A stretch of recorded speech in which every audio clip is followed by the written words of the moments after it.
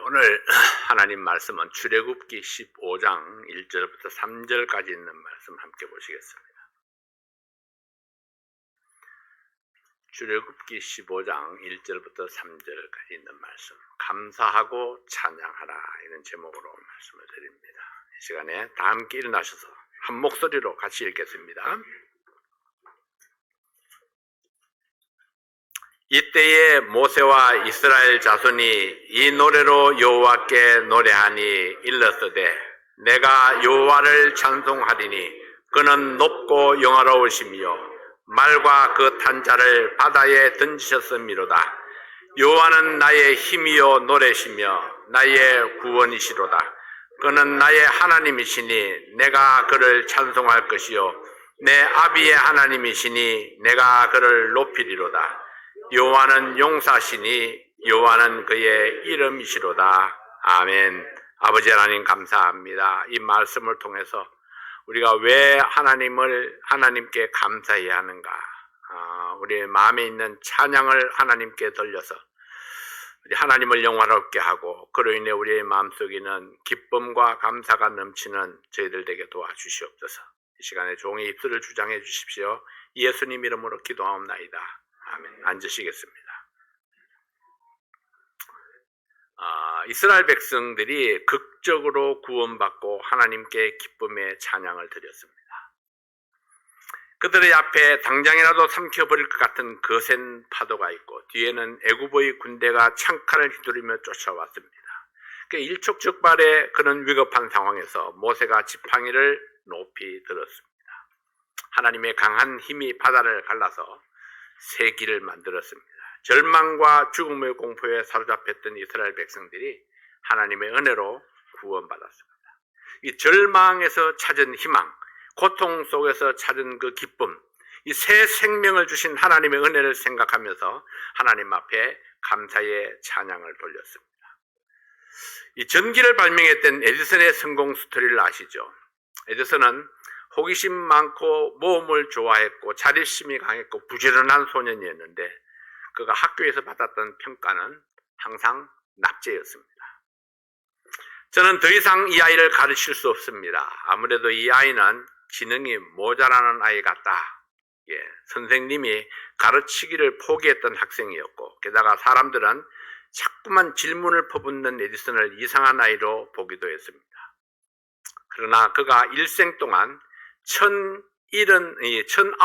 1097가지나 되는 발명품을 만들어내서 인류 역사상 가장 위대한 발명가가 됩니다. 학교에서의 낙제나 주위에 곱지 않았던 시선에 아랑곳하지 않고 그는 자신의 신념에 따라서 행동한 결과입니다. 그는 실패를 인정하지 않았습니다. 그토록 많은 실패에도 불구하고 왜 계속해서 실험을 하느냐, 이 포기를 권장했던 조수에게 무슨 소리야? 자네는 그것을 왜 실패로 생각하나? 적절치 못한 재료가 무엇인가를 90가지나 알아낸 아주 성공적인 시험이었다. 오히려 실패를 자랑스럽게 생각했던 에디슨입니다. 그리고 결국에는 2399번의 실패를 딛고 2400번의 실험 끝에 전류를 통해서 타지도 않고 빛을 내는 필라멘트를 발명하는 데에 성공을 했습니다. 절망을 절망이라 여기지 아니하면은 거기에 희망이 있습니다. 에디슨은 절망을 딛고 서서 고난을 이겨내고 기적 같은 결과를 만들었습니다. 이스라엘 백성들이 절망이라고 생각했을 그때에 모세는 하나님을 향해서 손을 듭니다. 그리고 하나님께서 그 절망을 희망으로 바꾸어 놓았던 것입니다. 이 아인슈타인은 사람들이 다음 두 가지 중 하나를 선택하며 살고 있다고 말합니다. 그 중에 하나는 기적이란 없다. 또 다른 하나는 모든 것이 기적이다. 이렇게 믿고 사는 것입니다. 여러분은 어떤 선택을 하시겠습니까? 매일매일 어렵고 힘들어서 불평하면서 기적은 없다고 믿고 사시겠습니까? 아니면은 오늘도 내가 살아있는 것이 기적이라고 믿으면서 매 순간마다 감사하며 기뻐하는 마음으로 살아가시겠습니까? 늘 제가 그런 말씀을 드리죠. 우리가 일상적으로 운전을 하고 다니는 것, 그래서 내가 안전하게 이 목적지에 도착할 수 있는 것이 우연히 되어지는 일들이 아닙니다. 내가 아무리 운전을 잘해도 누군가가 와서 받으면은 방법이 없습니다. 그래서 오늘도 우리가 안전하게 살아갈 수 있는 것, 그것은 역시 오늘도 우리가 기적을 체험하며 살아가고 있는 것입니다. 여러분에게 선택의 기회가 있다면 여러분은 어떤 선택을 하십니까? 저는 오늘도 건강한 몸으로 아침을 맞이하고 이 시간 하나님께 예배드리고 있는 것이 기적이라고 생각하고 감사를 드립니다. 수많은 부정적인 요소들이 나의 주위를 맴돌고 있고 수많은 갈등과 유혹이 나를 위협하고 있어도 오늘도 여전히 하나님 앞에 설 수 있고 여러분 앞에 설교하고 있는 것은 또 하나의 기적이라고 믿습니다. 헬렌 켈러는 나는 역경에 대해서 하나님께 감사한다. 왜냐하면은 나는 역경 때문에 나 자신, 나의 힘, 그리고 나의 하나님을 발견했기 때문이다. 그렇게 말했습니다. 이 인생에는 정답이 없습니다. 내가 살아가는 삶과 다른 사람이 살아가는 삶은 닮은 듯 하면서도 다릅니다. 상황에 따라서 최선은 있을지라도 꼭 그래야만 하는 정답은 없습니다. 그렇기 때문에 어떤 경우에도 절망 속에서 희망을 찾아야 합니다. 똑같은 길을 가는 그는 실패했을지라도 나는 성공할 수 있기 때문입니다. 가지지 못한 것에 대해서 아쉬워하지 말고 내가 가진 것으로 내가 할 수 있는 최선을 선택하며 살아가야 합니다. 그래서 주님의 은혜라 감사하고 찬양하는 자에게 행복이 있습니다. 내가 아무리 좋은 것을 많이 가졌다 할지라도 한 가지 부족한 것 때문에 불평하고 있다면 나는 행복하지 못합니다. 우리 인생에는 좋은 일들과 나쁜 일들이 섞여서 나타납니다. 산봉우리가 있는가 하면 골짜기가 있고 푸르는 평야가 있는가 하면 메마른 광야도 있습니다. 이스라엘 백성들이 애굽에서 탈출해서 가나안을 향해서 행진을 했습니다. 희망찬 출발이었습니다. 하나님의 은혜로 400여 년의 종살이를 청산하고 자유의 몸이 되어서 이 약속의 땅 가나안을 향해서 출발했습니다. 희망을 바라보며 힘이 솟았고 기쁨이 넘쳤습니다. 그렇지만은 그 앞에 홍해 앞에 갇히게 되고 절망 속에 빠져서 모세와 하나님을 원망하며 부르짖었습니다. 왜 우리를 애굽에서 이끌어내었느냐? 그냥 바로를 섬기면서 그 종으로 살겠다고 하지 않았느냐? 언제 우리가 자유를 원했더냐? 어제까지만 해도 애굽에서 구원하신 하나님께 감사가 넘치고 소망이 넘쳤던 그들이었습니다. 그러나 오늘 닥친 불확실한 상황이 그들을 다시 절망으로 내몰았습니다. 이렇게 사람들은 조속으로 마음이 잘 변하죠. 상황에 따라서 마음이 잘 변합니다. 그들은 바로 태도를 바꾸어서 원망과 분노로 모세를 대적하고 있습니다. 이것이 이스라엘 백성의 모습이었고 이것이 우리 내면에 숨어있는 모습이기도 합니다. 이것이 죄인된 인간의 모습이기도 합니다. 그러나 어떤 경우에도 원망과 비방이 문제 해결의 열쇠가 되지는 못합니다. 에디슨이 1399번의 실패에도 불구하고 2400번째 실험을 다시 시도했던 것처럼 우리는 어제의 패배를 딛고 서서 오늘의 승리를 향해서 또 나아가야 합니다. 그래서 날마다 새로운 한날, 그래서 아침에 일어날 때마다 하나님 또 다른 한날을 주셔서 감사합니다. 내가 건강한 몸으로 일어날 수 있게 해주셔서 감사합니다. 이것이 우리 아침마다 하나님께 드리는 감사의 기도가 되어야 할 것입니다. 아인슈타인이 모든 것이 기적이라고 믿었던 것처럼 지금까지 살아있는 것이 기적이라면 앞으로 내가 미처 생각하지 못했던 그런 기적이 또 일어날 수 있습니다. 헬렌 켈러가 역경을 통해서 자기 자신과 하나님을 발견했던 것처럼 이스라엘 백성들이 절망적인 상황을 통해서 하나님의 기적을 체험했던 것처럼 우리의 당한 공경을 통해서 하나님을 재발견할 수 있다면, 그런 기회가 된다면 오늘도 우리는 수많은 감사의 제목들을 찾을 수 있습니다. 길이 아직 보이지 않았을 때에 모세가 외치는 하나님의 말씀을 들었습니다. 모세와 하나님을 믿고 백성들이 바다를 향해서 앞으로 나아갔습니다. 여러분 아시죠? 이스라엘 백성들의 숫자가 200만 명입니다. 200만 명이면요, 여기서 그 행진의 그 넓이가, 사람들이 퍼져 있는 넓이가 여기서 포터리까지 퍼져 있을 것입니다. 그럼 포터리에서 무슨 일이 일어나고 있는지 모릅니다. 뒤에 사람들은. 무슨 이야기를 들었을까요? 앞에는 바다가 가로막혀서 우리가 더 이상 갈 데가 없다. 그런 소식이 뒤로 전달. 백성들이 말이 얼마나 빠릅니까? 전달이 되었습니다. 그래서 온 백성들이 앞은 아무것도 보이지 않지만은, 바다를 구경도 한 적이 없지만은, 그렇지만은 절망의 소리를 부르짖습니다. 다 죽게 생겼구나. 그런데 또 다른 소식이 전해옵니다. 그럼에도 불구하고 모세가 앞을 향해서 전진하라 한다. 그런 소식이 또 전달되어 옵니다. 전달. 저 포터리까지 전달됐다고 생각해 보세요. 핸드폰? 없잖아요. 무전기? 없잖아요. 사람의 입을 통해서 전달이 쫙 되는 겁니다. 그럼 저 뒤에 포터리쯤 있는 사람이 여기서 전한 그 말을 듣고 짐을 꾸려서 바다가 가로막혔다고 말했던 그곳을 향해서 전진하기 시작하는 겁니다. 믿음과 신뢰가 없으면 도저히 이루어질 수 없는 일입니다. 하나님께서 모세 앞에서 일하기 시작합니다. 모세가 지팡이를 들고 바다를 가리키는 그 순간에 큰 동풍으로 밤새도록 물을 밀어냅니다. 물로 양쪽에 벽을 만들고 바다 밑에 마른 길을 만들어냈습니다. 그리고 바닷물이 벽을 이루고 있는 그 길을 이스라엘 백성들이 건너갔습니다. 여러분 한번 생각해 보세요. 물이 막 흘러내리다가 물이 벽을 이렇게 쫙 이루고 있습니다. 물이 소용돌이 치면서 벽을 이루고 있습니다. 근데 그 바다 밑으로 사람들이 길을 건너가고 있습니다. 저 물이 언제 덮쳐올지 생각해 보는 사람이 있었을까요? 불안했으면 그 바다로 들어가지 못했을 것입니다.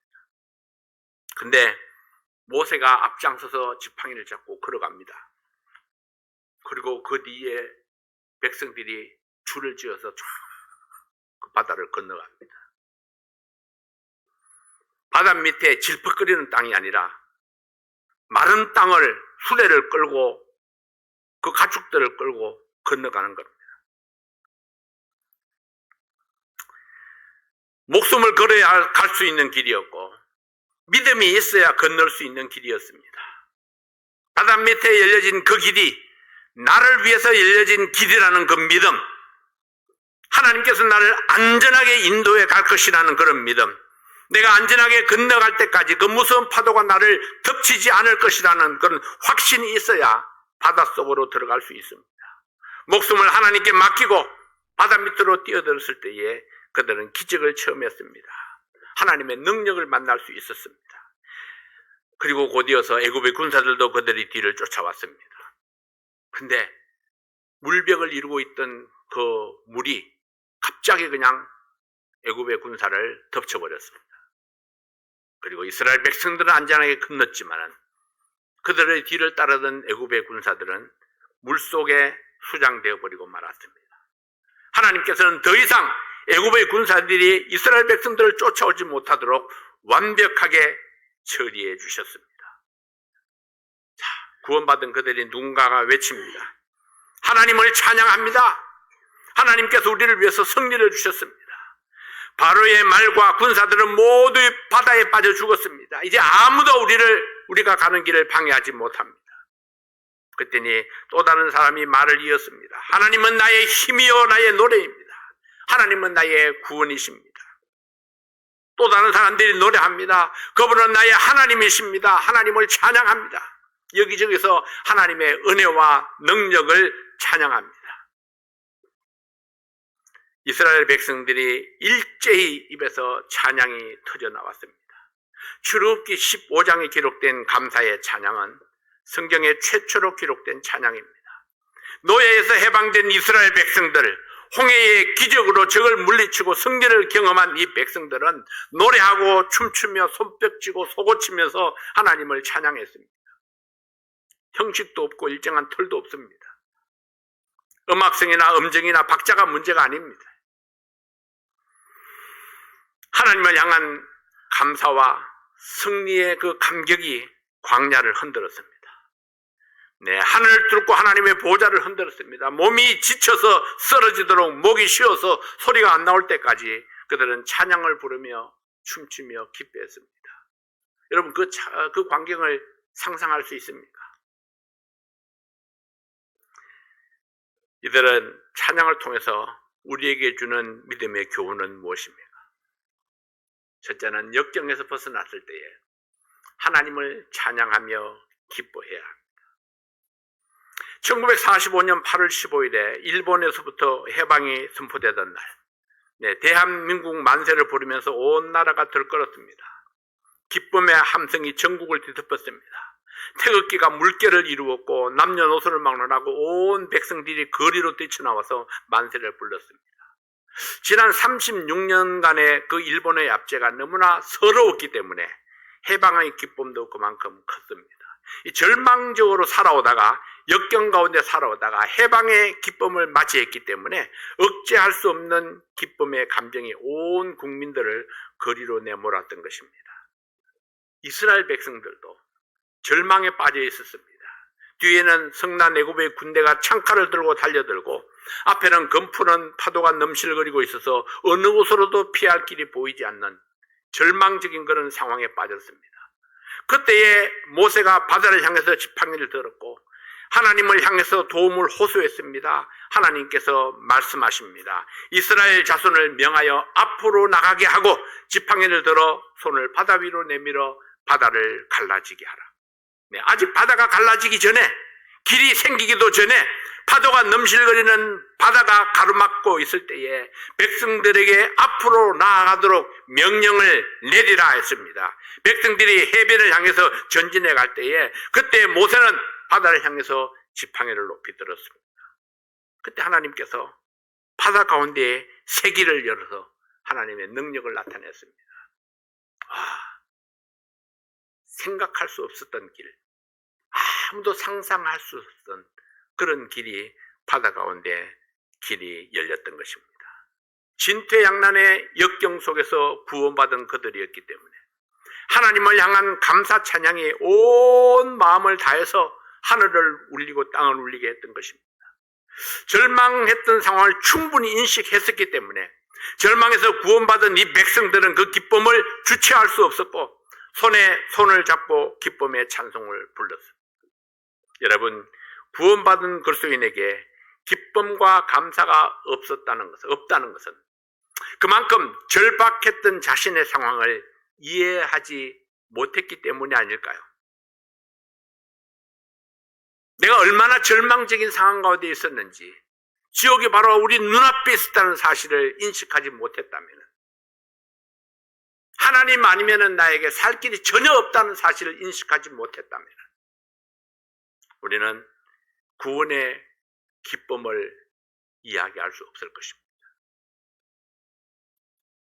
나를 얽어매고 있던 죄의 저주가 얼마나 무서웠던 것인지, 지옥의 형벌이 얼마나 나에게 실제적 위협을 주고 있는지, 내가 어떤 상태에서 구원받고 새 생명을 얻게 됐는지 확실하게 인식하지 못하면 구원의 기쁨을 노래할 수 없습니다. 구원하신 주님의 은혜에 감사하지 못합니다. 이스라엘 백성들은 그들을 죽이기 위해서 달려오는 군사들을 보았습니다. 하나님의 구원이 조금만 늦었더라면 몰살을 면치 못했다는 사실을 알았습니다. 그들의 원수들이 바닷물에 휩쓸려서 수장되는 광경을 보았습니다. 안도의 기쁨과 함께 온 백성들이 손에 손을 잡고 기쁨의 간정과 찬양이 흘러넘쳤던 것입니다. 하나님께서 우리에게 역경을 허락하시는 이유는 우리에게 찬양의 원인을 제공하기 위해서입니다. 감사를 잊어버리고 사는 우리들에게 감사를 가르칩니다. 찬양을 잊고 사는 우리들에게 역경을 통해서 기쁨의 노래를 맛보게 하는 것입니다. 찬송, 찬양에 우리를 기쁘게 합니다. 우리 22일은 찬양 예배를 드리기로 했죠.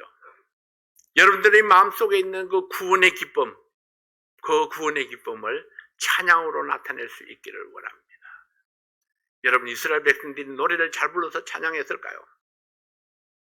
저는 이 이스라엘 백성들이 그 홍해를 건너와서 찬양했던 그 모습을 생각하면서 시골 사람들의 그 흥을 내가 한번 생각해 봅니다.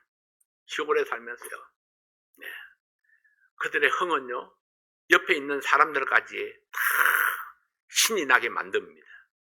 노래? 곡조가 있나요? 악보가 있나요? 없습니다. 가사도 없고 곡조도 없고 악보도 없습니다. 그럼에도 불구하고 그들은 그냥 흥얼거리는 그 생활 속에서 오는 그 기쁨을 그냥 나타냅니다.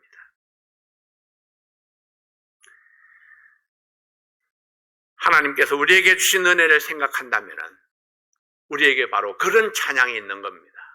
우리의 마음속에 있는 그 찬양, 네, 잘 부르지 못해도 괜찮습니다. 하나님께 감사하는 마음을 찬양으로 나타내시는 여러분들 되시기를 바랍니다. 기독교 교사를 보면 수많은 은혜로운 찬송가들이 고난과 역경 속에서 작시되고 작곡되었던 것을 알 수 있습니다. 찬송가 470장 찬송은 시카고의 법률가였던 게이츠 스포페드가 작시했습니다. 1873년에 아내의 건강을 위해서 의사의 권고를 따라 가족이 유럽 여행을 계획했는데 갑자기 일이 생겨서 함께 가지 못하고 아내와 아이들만 먼저 배를 태워서 보냅니다. 근데 아내와 내 딸이 탄 배가 다른 배와 충돌해서 내 딸이 죽고 아내만 간신히 구조를 받았다는 전보를 받고 그 아내를 만나기 위해서 그 배를 타고 비극의 사고 해역을 지나갑니다. 그러면서 그는 이 찬송시를 작시했습니다. 내 평생에 가는 길 순탄하여 늘 잔잔한 강 같든지 또는 큰 풍파로 무섭고 어렵든지 나의 영혼은 늘 편하다. 내 영혼 평안해. 내 영혼 평안해. 어떻게 그의 마음속에서 평안이 있을 수 있습니까? 보통 사람들은요, 그런 지역을 지나가면서 아들의 이름을 부르고 딸의 이름을 부르면서 눈물 콧물 쏟으면서 막 발부둥칩니다. 근데 스페포드는 그 해역을 지나면서 내 평생에 가는 길이 순탄하여 늘 잔잔한 강 같든지 아니면 큰 풍파로 무섭고 어렵든지 내 상태가 어떠하든지 간에 내 마음, 내 영혼은 평안해. 왜? 하나님 때문에. 나에게 주님이 계시기 때문에. 내 아들, 딸들을 내가 저 천국에서 다시 만날 수 있는 소망이 있기 때문에 그래서 그런 마음의 평안을 회복합니다. 가족은 잃었지만은 내게는 아직 하나님이 살아계시고 나의 위로자가 되어주셨습니다. 하나님의 은혜를 발견하고 고난 속에서 하나님의 능력을 체험했습니다. 두 번째로 성도의 찬양은 하나님을 기쁘게 합니다. 어떤 사람은 자기 감정을 컨트롤하기 위해서 살고 컨트롤을 하면서 살고 어떤 사람은 자기 감정에 이끌려서 살아갑니다. 자기 감정을 컨트롤하는 사람은 자기 감정을 지배하고 스스로 선택하는 사람입니다. 자기 감정에 이끌려서 가는 사람은 자기 감정에 지배당하는 사람입니다. 스페포드 같은 사람은 자기 감정을 컨트롤하는 사람이었죠. 울고 불고 난리를 치는 사람은 자기 감정에 이끌려가는 사람입니다. 다른 사람의 이 감정은 환경에 민감합니다. 다른 사람에 의해서 내 감정이 요동칠 수 있습니다. 다른 사람의 말 한마디 때문에, 다른 사람의 행동 하나 때문에 절망에 빠지기도 하고 슬픔과 고통 속에 신음하기도 합니다. 그래서 우리의 입이 굉장히 중요하죠. 누군가를 절망에 빠뜨릴 수 있기 때문에 그렇습니다. 우리의 듣는 귀가 중요합니다. 바른 말을 들을 수 있어야 되는데요. 여기에서 들려오는 그 소문들이 내 감정을 흔들어 놓습니다. 그 사람들은 하루에도 수십 번씩 감정이 바뀌고 희비가 엇갈립니다. 아침에는 기분이 좋았다가 어떤 사람의 말 한마디 행동 하나 때문에 행복이 사라지고 평안이 깨질 수 있습니다. 외적인 상황과 감정에 지배당하는 사람은 기뻐하고 감사하라는 하나님의 말씀을 따르기가 어렵습니다. 감정은 항상 변화무쌍하기 때문입니다. 여러분은 누군가에게 감정이 지배당하고 있습니까? 아니면 스스로 감정을 조절하고 있습니까? 다윗은 시편 108편에서 이렇게 노래합니다. 시편 108편 1절부터 5절에 있는 말씀입니다. 하나님이여 내 마음을 정하여 싸우니 내가 노래하며 내 심령으로 찬양하리로다. 비파야 수고마 깰지어다. 내가 새벽을 깨우리로다. 여호와여 내가 만민 중에서 주께 감사하고 열방 중에서 주를 찬양하오리니 대저 주의 인자하심이 하늘 위에 광대하시며 주의 진실은 궁창에 미치나이다. 하나님이여 주는 하늘 위에 높이 들리시며 주의 영광이 온 세계 위에 높으시기를 원하나이다. 다윗은 하나님을 찬양하기로 마음을 정했습니다. 자기 감정을 자기가 스스로 컨트롤하는 겁니다. 이것은 의지적인 결단입니다. 자기 감정을 스스로 지배하고 선택하겠다는 결심입니다. 내가 하나님을 찬양하기로 결심했습니다. 하나님의 이름을 내가 높이기로 결단했습니다. 주변 환경에 상관없이 하나님 말씀을 따라서 하나님께 기도하고 하나님께 감사하리라 결심했습니다. 하나님의 은혜를 찬양하고 하나님의 능력을 세계에 선포하겠다고 결심했습니다. 다윗이 사울에게서 쫓겨서 도망자 생활을 하는 중에 나발이라고 하는 사람을 도와줍니다. 나발은 매우 부유한 사람이었습니다. 그러나 나발은 다윗이 어떻게 자기를 돕고 있는지 상관하지 않습니다. 다윗은 나발이 추수하는 어느 날 사람을 보내서 나발에게 먹을 양식을 구했을 때에 나발은 그것을 거절하면서 다윗을 모욕합니다. 사무엘상 25장 10절 11절 말씀에 보면은 나발이 다윗의 사원들에게 대답하여 가로되 다윗은 누구며 이새의 아들은 누구뇨? 근일에 각기 주인에게서 억지로 떠나는 종이 많도다. 내가 어찌 내 떡과 물과 내 양털 깎는 자를 위하여 잡은 고기를 가져 어디로서인지 알지도 못하는 자들에게 주겠느냐? 여러분, 이때 다윗은 아직 왕위에 오르지는 않았지만 이미 이스라엘의 왕으로 기름 부음을 받았던 사람입니다. 다윗은 전쟁에서 큰 승리를 거두어서 온 이스라엘에 소문이 퍼져 있던 사람입니다.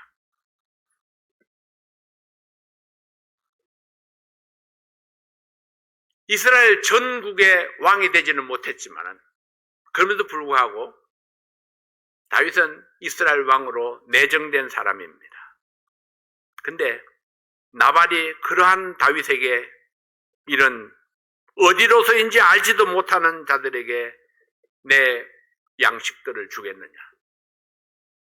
이 소식을 들은 다윗은 분노했습니다. 나발에게 속한 사람들을 다 죽이겠다 결심하고 군사 400명을 준비시켰습니다.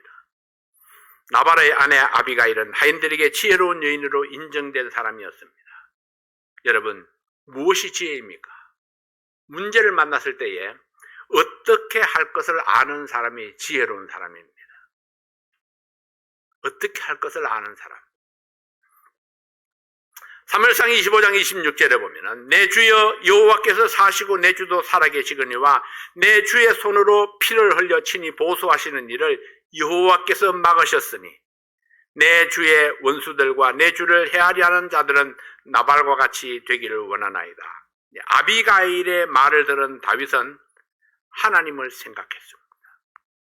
순간적인 감정에 이끌려서 살인을 저지를 뻔했지만은 아비가일의 말을 듣고 자기를 일깨우고 정신을 차리게 했습니다. 그리고 자기 감정을 컨트롤을 합니다. 아비가일을 하나님께서 나를 위해서 보낸 사람으로 생각했습니다. 그래서 25장 32절에 이렇게 말씀하죠. 다윗이 아비가일에게 이르되 오늘날 너를 보내어 나를 영접케 하신 이스라엘의 하나님 여호와를 찬송할지로다. 정신을 문득 차리고 보니까 이 여인이 내가 정신 차리라고 내 감정을 조절하라고 하나님께서 보내셨구나. 하나님께 감사의 찬양을 돌립니다. 아비가일을 보내신 하나님, 살인을 막아주신 하나님, 실수를 막아주신 하나님을 찬양했습니다. 누구라도 억울한 일을 당하고 모욕을 당하면 순간적으로 분노할 수 있습니다. 더 나아가 우리가 분노하게 되면 지혜로운 선택을 할 수 없다는 것입니다. 다윗은 온유한 사람이었고 기도하는 사람이었지만 모욕을 당했을 때에 순간적으로나마 영적인 생각보다 육신적인 생각에 사로잡혔습니다. 나발의 배신과 모욕으로 인해서 순간적으로 칼을 차고 나발에게 속한 모든 사람들을 다 죽이겠다고 선언했습니다. 그러나 아비가일을 통해서 들려지는 하나님의 음성과 하나님의 섭리를 발견하고 그 섭리를 인정하는 다윗의 영성이 하나님을 기쁘시게 했습니다. 다윗은 자기의 삶 속에 함께 하시는 하나님을 찬양했습니다. 나발은 다윗으로 하여금 칼을 뽑도록 자극했지만 아비가일은 다윗에게 하나님을 영화롭게 하도록 도전합니다. 우리 삶 속에 일어나는 사건들 속에서 하나님을 찬양할 기회를 찾아야 됩니다. 하나님께 감사할 기회를 찾아야 됩니다. 추수감사주일, 연말감사 이런 것들이 왜 있습니까? 1년 동안 잊고 살았던 하나님을 향한 감사, 내 1년 동안 부족했던 하나님을 향한 감사, 내 주변을 향한 감사, 그 감사를 다시 생각나게 하는 것입니다.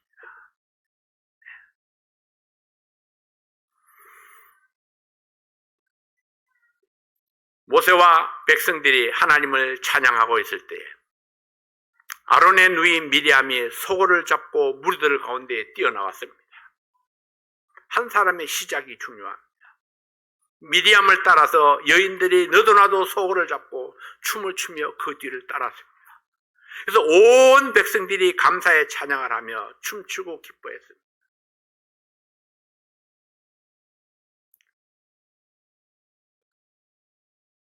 우리 경건한 그리스도인들은 옛날에는 그랬죠.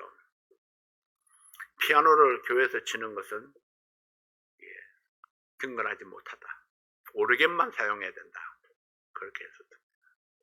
찬송을 부르면서 어깨를 들썩거리는 것, 이거 경건하지 못했다고 생각해야 돼요. 아마 유교의 양반적인 개념 때문에 그렇지 않았나 생각이 되어집니다. 근데 성경에 보면 기뻐하고 찬송하며 춤추고 뛰어놀았습니다. 자기 마음속에 있는 그 기쁨을 온몸으로 막 표현하면서 그렇게 찬양을 했던 모습들을 보게 됩니다. 하나님을 찬양하는 것,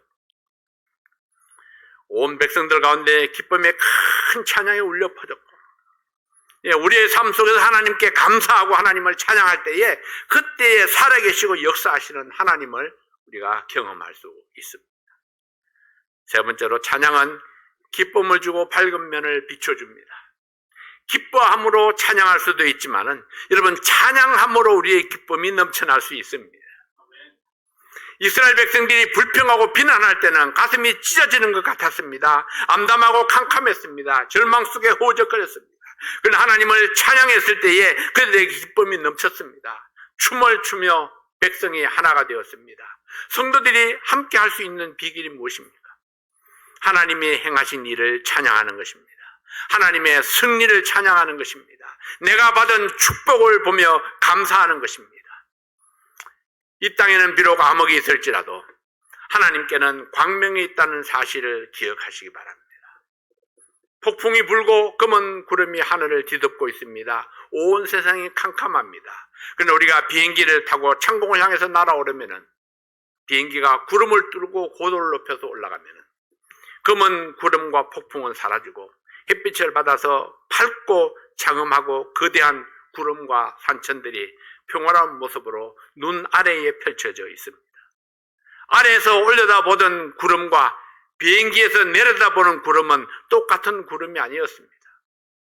아래에서 보던 구름은 사라지고 위에서 내려다보는 그 구름은 잔잔하고 아름답고 평화로운 그런 모습을 바라볼 수 있습니다. 하나신 여러분, 인생의 폭풍이 이와 같습니다. 내 인생에 폭풍이 심하게 불어닥쳐도 하나님의 눈으로 내 인생을 바라본다면 거기에 잔잔한 평화를 볼 수 있고, 세상적인 관점으로 평강 속에 뒤덮인 내 인생을 바라보면 무섭고 캄캄한 것들만 보일 수밖에 없습니다. 사랑하는 성도 여러분, 하나님을 감사하십시오. 그리고 하나님을 찬양하십시오. 하나님의 나의 능력이라고 고백하십시오. 하나님의 나의 구원자라고 고백하십시오. 나의 고백이 내 주위에 있는 사람들에게 영향력을 끼치게 될 것입니다. 누군가가 크게 소리치면은 너도 나도 역시 주님은 나의 힘이라고, 나의 구세주라고 고백하는 사람들이 여기저기서 막 튀어나오게 될 것입니다. 우리의 고백이 하나님을 영화롭게 하고 하나님을 기쁘시게 할 수 있습니다. 어떤 경우에도 하나님께 대한 감사와 하나님을 찬양하는 것을 잊지 아니하는 우리 모든 성도들이 될 수 있기를 바랍니다. 그리고 하나님을 찬양하고 하나님 은혜를 간증하는 이 일에는 누군가가 항상 앞장서는 사람이 있어야 됩니다. 그 누군가는 정해진 사람이 아닙니다. 네. 감사하기로 마음에 작정하는 사람, 찬양하기로 마음에 정하는 사람, 그 사람이 시작하는 것입니다. 그래서 온 교회가, 온 성도들이, 온 세상이 하나님을 찬양하는 그 아름다운 찬양으로 넘쳐날 수 있기를 바랍니다. 크리스마스 가까이 다가오니까 여기저기 예쁘게 장식하는 집들이 이렇게 있죠. 집집마다 장식을 하고 있는데 내 집만 쏙 빠지면 조금 이상한 것 같아요. 그래서 반짝이라도 하나 달게 됩니다. 무슨 얘기냐면요, 예수님 오신 날을 기념하며 기뻐하고 감사하는 것이 너도 나도 하다가 보면은 그 중간에 빠졌던 사람도 나도 하고 따라하게 된다는 거죠.